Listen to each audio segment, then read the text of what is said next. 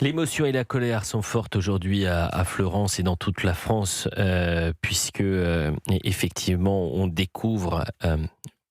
redécouvre, absolument sidéré, les failles béantes de la justice, du système judiciaire, mais également aussi des enquêtes, du problème sécuritaire bien sûr, une faillite politique. Je parlais hier d'une faillite médiatique parce que si aujourd'hui, et tant mieux, les médias s'intéressent et se concentrent sur le drame de la petite Liana, où était-il quand il fallait parler de Philippines, qu'il fallait parler d'Elias, qu'il fallait parler de Thomas, qu'il fallait parler de Lola? Où était-il?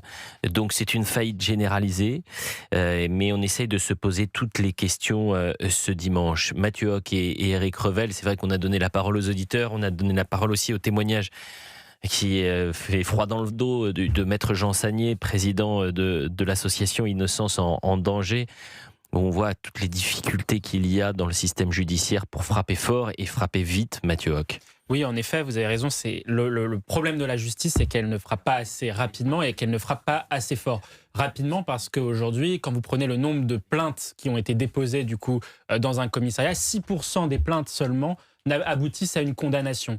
Et les policiers, malgré le travail qui reste à faire, quand même prennent mieux la parole, recueillent mieux la parole. Depuis 2017, il y a un énorme travail de formation des policiers qui a été fait. Donc le problème se situe, et c'est ce que dit Alain Bauer ce matin dans vos confrères de l'opinion, chez vos confrères de l'opinion, qui dit justement que c'est un problème d'embolisement des services judiciaires et surtout de mauvaise perception de la parole de l'enfant, notamment, et de la parole des victimes. Et ça, c'est un premier problème. Le deuxième problème, effectivement, c'est qu'elle ne frappe pas assez fort.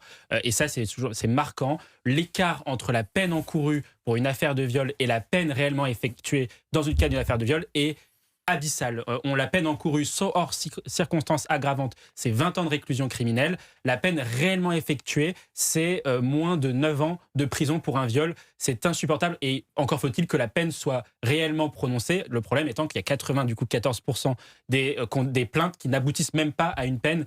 Et dans le cadre de Liana, on crée de l'impunité et donc de la récidive, comme pour le cas de Jérôme B.